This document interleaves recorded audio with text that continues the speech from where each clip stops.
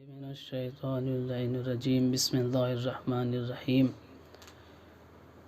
अल्हम्दुलिल्लाहिल्लज़ी हदाना लिहाज़ा वमा कुन्ना लिनहतदिया लौला अन हदानल्लाह लक़द जाअत रुसुलु रब्बिना bill हक़ सुम्मा अस्सलातु वस्सलाम मौलाना व मौला सकलैन महबूब रब्बिल मशरिक़ैन वल मग़रिबैन जद्दिल हसन वल हुसैन अबिल कासिम मोहम्मद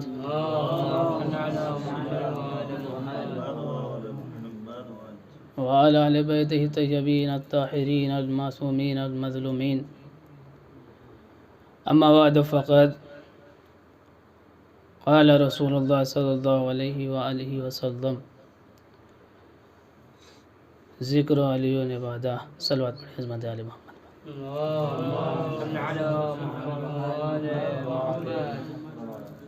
ऐज़ान मोहतरम,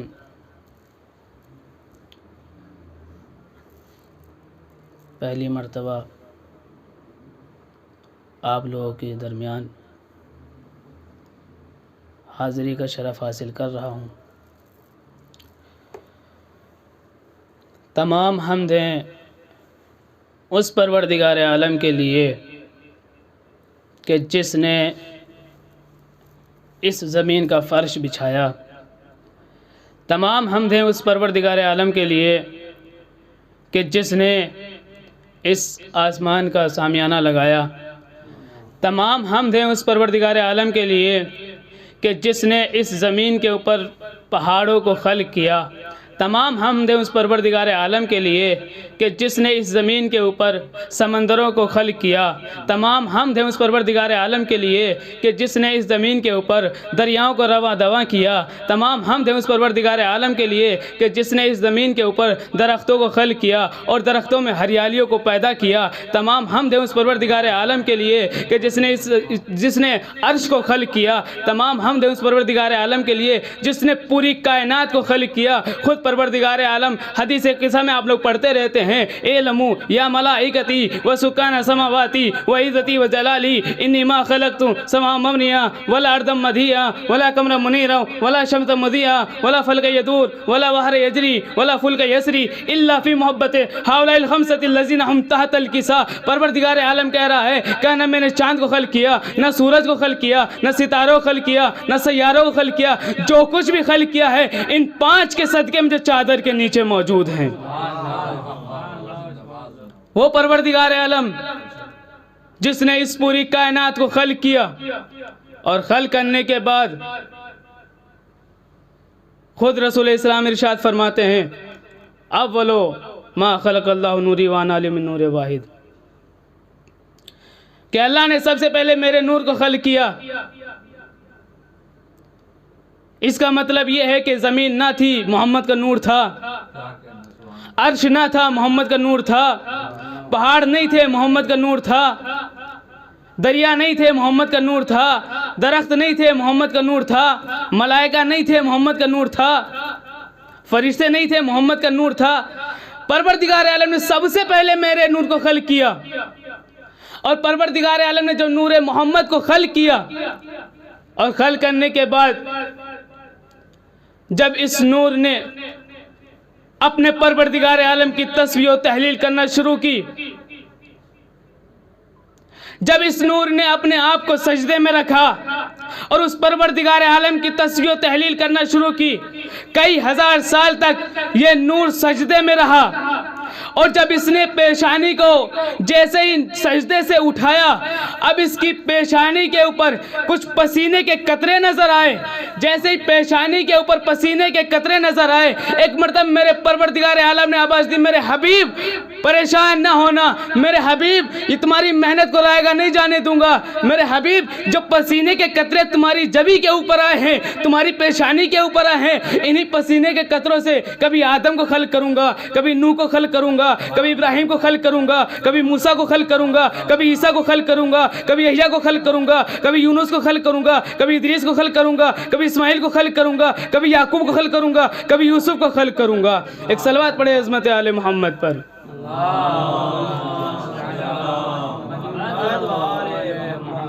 वो परवरदिगार आलम कह रहा है कि मैंने सबसे पहले नूर मोहम्मद को खल्क किया। नबी की हदीस है कि सबसे पहले मेरे नूर को खल्क किया गया, और उस नूर से फिर परवरदिगार आलम ने जो पसीने के कतरे आए उनसे आदम को खल्क किया, मूसा को खल्क किया, ईसा को खल्क किया। जनाब आदम की सुल्ब में परवरदिगार आलम ने तमाम नूरों को रखा इल्ला जनाब फातिमा ज़हरा सलामुल्लाह अलैहा के। जब ये नूर सुल्बों से मुंतकिल होता हुआ सुल्ब अब्दुल मुत्तलिब में आया तो ये नूर दो हिस्सों में तकसीम हो गया। एक सुल्ब अबू तालिब में गया और एक सुल्ब अबू तालिब में गया, एक सुल्ब अब्दुल मुत्तलिब में गया। सुल्ब अब्दुल मुत्तलिब से रहम आमिना में आया और रहम आमिना से इस नूर ने, ये नूर जब दुनिया में आया रहम आमिना से, जब रसूल इस्लाम की विलादत का मौका आया, जनाब आमिना, क्योंकि रसूल इस्लाम के वालिद का इंतकाल रसूल इस्लाम की विलादत से पहले हो चुका था, जनाब आमिना आती हैं। आने के बाद जनाब अबू तालिब के पास कि बच्चे की विलादत का वक्त हो गया है। जनाब अबू तालिब ने कहा घबराने की ज़रूरत नहीं है, परेशान होने की ज़रूरत नहीं है, मेरा घर मौजूद है, आप मेरे घर पे तशरीफ़ लाइएगा।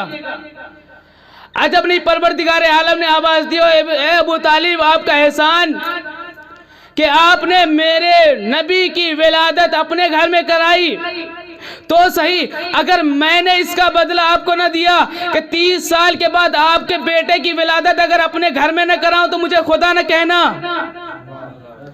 और वो परवरदिगार आलम ने वही किया।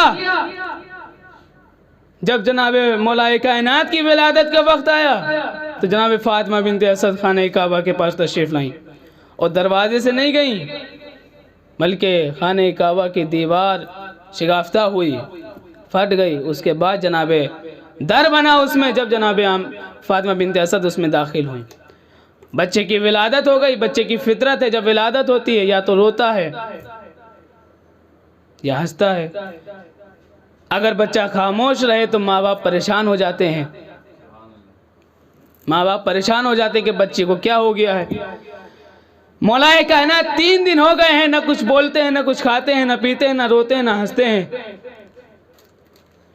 जब रसूल इस्लाम तशरीफ लाए और आपने मौलाए कायनात को अपनी आगोश में लिया, फौरन मौलाए कायनात ने आंखों को खोल दिया और खोलने के बाद आवाज दी, या रसूल अल्लाह। सलाम करने के बाद कहा कि या रसूल अल्लाह, तौरात सुनाऊं, ज़बूर सुनाऊं, इंजील सुनाऊं और वो कुरान सुनाऊं जो अभी तक नाजिल नहीं हुआ है, वो कुरान सुनाऊं जो अभी तक नाजिल नहीं हुआ है। ये मतलब क्या था कि मौलाए कायनात ने 3 दिन खाने काबा में हो गए हैं, आपने आंखें नहीं खोली। 3 दिन खाने काबा में हो गए हैं, आप बोले नहीं। क्या मतलब था? मतलब ये था कि जब नबूवत की आगोश में इमामत ने अपने को आंखें खोली तो नबूवत के चेहरे को देखा। क्यों? क्योंकि खाने काबा में बुत रखे हुए थे। इमामत नहीं चाहती थी कि सबसे पहले आंखें खोले तो बुतों को देखे। तो नबूवत की आगोश में इमामत ने आंखों को खोला। एक सलवात पढ़े हज़रत आले मोहम्मद पर।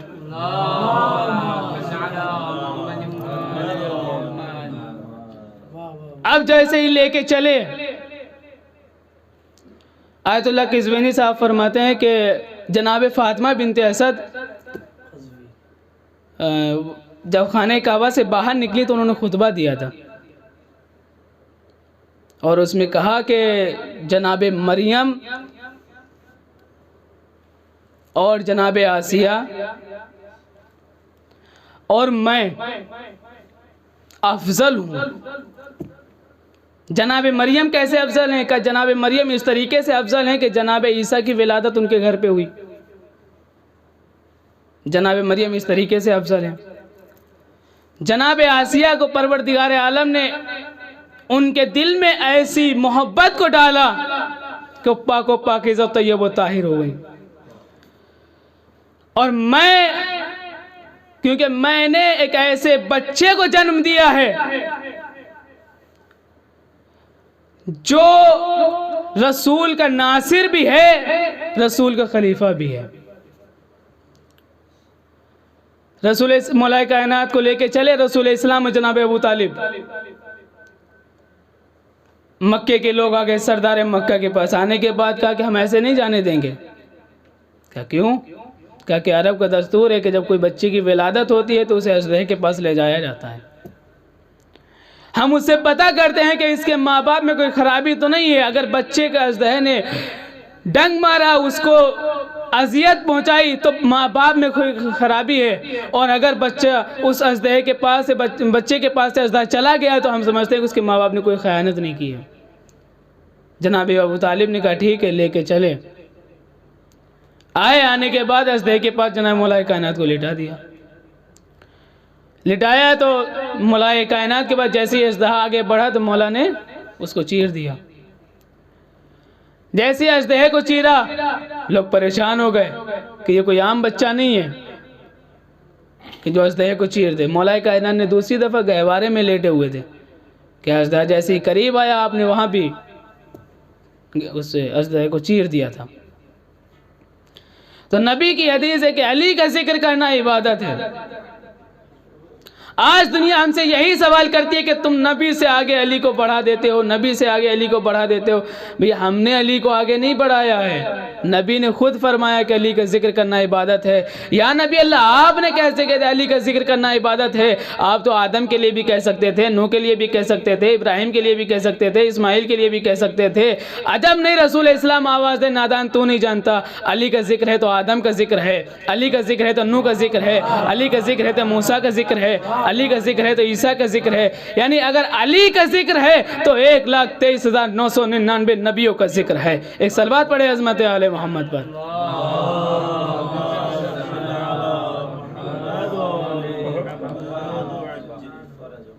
मौला कायनात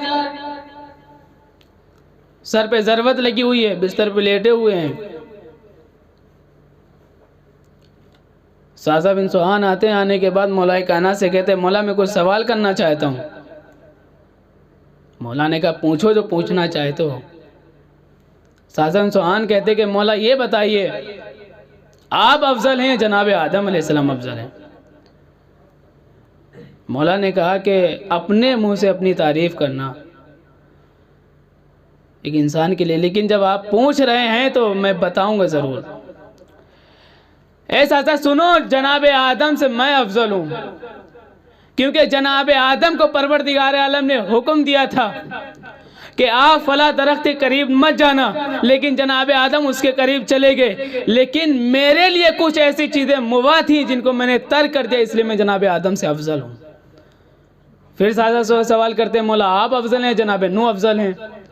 मौला कहते हैं मैं नूह से अफजल हूँ। मौला आप नूह से अफजल है? नूह जब कश्ती बना रहे थे और नूह ने अपनी कौम के लिए बद्दुआ की थी, और नूह ने बद्दुआ की अपनी कौम के लिए, हत्ता कि मेरा हक गस्ब करने वालों ने मेरा हक गस्ब कर लिया, लेकिन मैंने किसी के लिए बद्दुआ नहीं की। और नूह के बेटे ने जनाब नूह की नाफरमानी की थी और वो गर्क हो गया, बल्कि मेरे बेटे जन्नत के सरदार हैं, मैं इसलिए जनाब नूह से अफजल हूँ। फिर जनाब सासा कहते हैं कि मौला ये बताइए आप अफजल हैं या जनाब मूसा अफजल हैं? मौला कहते हैं कि मैं अफजल हूँ जनाब मूसा से।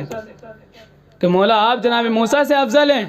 जी मैं मूसा से अफजल हूँ। कैसे? कहा कि मूसा की जब मूसा को परवरदिगार आलम ने हुक्म दिया था कि जाओ तबलीग करो, तो जनाब मूसा ने कहा परवरदिगार आलम मैंने उनके लश्कर में से, उनके आदमियों में से एक आदमी को कत्ल कर दिया है। मुझे डर लगता है कि कहीं वो लोग मुझे कत्ल न कर दें, और बल्कि रसूल इस्लाम ने मुझे सूरह बरात देकर मक्के वालों में भेजा, हत्ता कि मैंने उनके बड़ों को कत्ल किया था और मैं ज़रा भी नहीं डरा, इसलिए मैं जनाब मूसा से अफजल हूँ। फिर सवाल किया, मौला आप ये बताइए जनाब ईसा से आप अफजल हैं या जनाब ईसा अफजल हैं? कहा जनाब ईसा से मैं अफजल हूँ। कहा वो कैसे? कहा जब जनाब ईसा की विलादत का मौका आया तो उनकी माँ को हुक्म हुआ कि ये बैतुल मुक़द्दस है, इससे बाहर निकल जाइए। लेकिन जब मेरी विलादत का मौका आया तो परवरदिगार आलम का हुक्म हुआ कि मेरे खाने काबा में तशरीफ लाइए। एक सलवात पढ़े हज़रत आले मोहम्मद पर।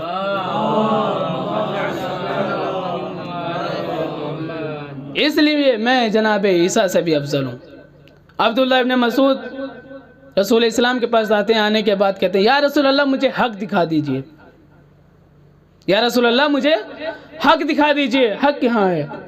रसूल इस्लाम तशरीफ़ फरमाते, आपने हुजरे की तरफ इशारा किया कि फ़ला हुजरे में चले जाइए, सामने हुजरा है उसमें चले जाइए। अब्दुल्लाह इब्न मसूद कहते हैं कि मैं जैसे हुजरे के करीब पहुँचा और पहुँचने के बाद मैंने क्या देखा कि मौलाए कायनात नमाज पढ़ रहे हैं और दुआ कर रहे हैं कि परवरदिगारा मेरे शियों को बख्श दे।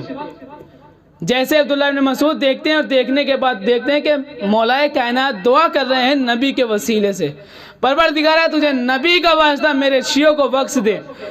एक मरतबा जैसे अब्दुल्लाह इब्न मसूद देखते हैं और देखने के बाद अब्दुल्लाह इब्न मसूद वहाँ से वापस आते, आने के बाद जैसे रसूल इस्लाम को देखते हैं, क्या देखते हैं कि रसूल इस्लाम भी नमाज पढ़ रहे हैं और दुआ कर रहे हैं परवरदिगारा तुझे अली का वास्ता मेरे उम्मत के गुनाहों को बख्श दे। जैसे अब्दुल्लाह इब्न मसूद ने देखा और देखने के बाद तब वहीं पे खड़े रहे, जैसे रसूल इस्लाम ने नमाज को तमाम किया, अब्दुल्लाह इब्न मसूद कहते हैं रसूल इस्लाम से, या रसूल अल्लाह ये क्या माजरा है? मैं जब अली के हुजरे की तरफ गया तो मैंने देखा अली आपके वसीले से दुआ कर रहे हैं, आपको देखा तो आप अली के वसीले से दुआ कर रहे हैं, आप में अफजल कौन है? एक मरतबा रसूल इस्लाम ने कहा अब्दुल्लाह इब्न मसूद बैठ जाओ। अब्दुल्लाह इब्न मसूद बैठ गए। मौलाए रसूल इस्लाम ने कहा ए अब्दुल्लाह इब्न मसूद, परवरदिगार आलम ने मेरे नूर से 2000 साल बाद इस पूरी कायनात को खल्क किया और अली के नूर से अर्श और कुर्सी को खल्क किया और हसन के नूर से, मौलाए रसूल इस्लाम फरमाते हसन के नूर से परवरदिगार आलम ने जन्नत को खल्क किया, इमाम हुसैन के नूर से हूरों को खल्क किया। और जब तारीखी देखी फरिश्तों ने कहा मशरिक और मगरिब के दरमियान, एक मरतबा परवरदिगार आलम से दुआ की परवरदिगार आलम इस तारीकी को खत्म कर दे, तो रसूल इस्लाम फरमाते हैं कि परवरदिगार आलम ने कलमा बोला, उस कलमे में रूह को डाला, उस नूर को खल्क किया, उस नूर की रोशनी से मशरिक और मगरिब में रोशनी फैल गई। एक मरतबा मौला रसूल इस्लाम फरमाते हैं कि अब्दुल्लाह इब्न मसूद वो किसी और का नूर नहीं था बल्कि मेरी बेटी फातिमा का नूर था। एक सलवात पढ़े हज़रत आले मोहम्मद पर।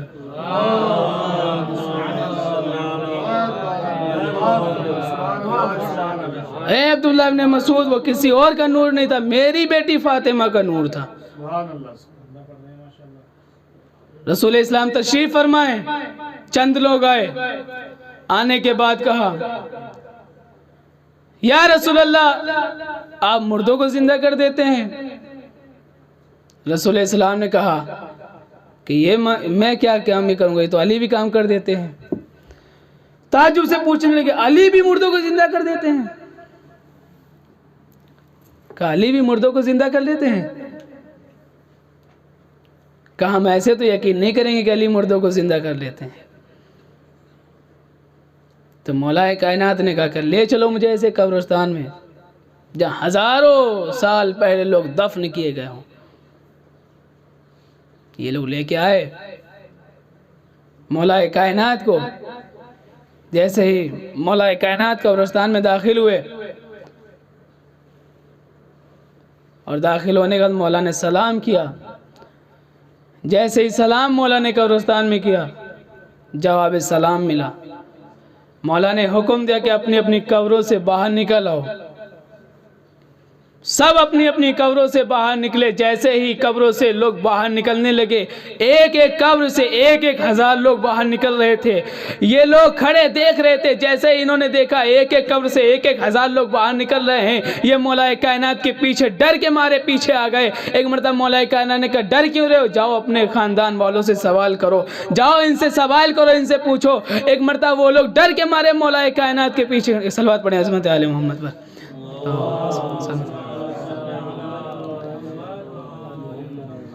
आगे तशरीफ ले। मेरे लिए शर्फ की बात है कि हमारे सामने दो उस्ताद मौजूद हैं जो कुछ सीखा है, सलवात पढ़े अज़मत अलहमद। आगे तशरीफ ले तो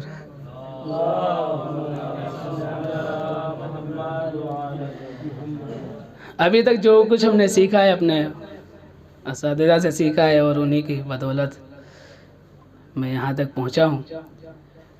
बतौर दर्स सुना रहा हूँ अपने असातिज़ा को। तो मौलाए कायनात ने हुक्म दिया, वो कब्रों से बाहर आए। मौला ने कहा जाओ इनसे सवाल करो। ये डर के मारे पीछे मौलाए कायनात के खड़े हुए थे। मौलाए कायनात ने जब इनको दिखा दिया और दिखाने के बाद मौलाए कायनात ने फिर हुक्म दिया कि जाओ अपनी अपनी कब्रों में फिर चले जाओ। एक मरतबा उन्होंने कहा मौला से, मौला मुझे थोड़ी सी मोहलत दीजिए। एक मरतबा मौला ने कहा क्यों? कहा कि मैं इनको बता दूं कि मैं कैसे कब्रों से बाहर निकला। मौलाए कायनात ने कहा ठीक है। वो कब्रों से निकलने वाले आगे बढ़े, ये डर के पीछे हटे। कबीले वाले हैं, ख़ानदान वाले हैं, पीछे हटे। हटने के बाद एक मरतबा उन्होंने कहा तुम तो ये सोच रहे होगे कि मैं कब्रों से कैसे बाहर निकला। तुम्हारे जहनों में ये ख्याल आया होगा कि मैं कब्रों से कैसे बाहर निकला। कहा जब अली ने हमें सलाम किया था, परवरदिगार आलम ने हमारी रूहों को हमारे जिस्म में दाखिल किया और दाखिल करने के बाद हुक्म दिया कि अली के सलाम का जवाब दो, अली के सलाम का जवाब दो। और सलाम का जवाब देने के बाद अली के हुक्म की तामील करो, अली के हुक्म को मानो। जब अली ने हमें हुक्म दिया कि हम कब्रों से बाहर निकले, हम फौरन कब्रों से बाहर निकल आए। एक सलवात पढ़े अज़मत आले मोहम्मद पर।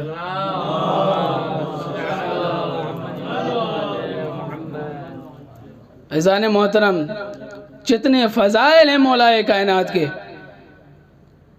रसूल की हदीस है कि अगर तमाम दरख्त कलम बन जाए और तमाम दरिया स्याही बन जाए तो वही मौलाए कायनात के फ़ज़ाइल को मुकम्मल नहीं किया जा सकता। अज़ान मोहतरम,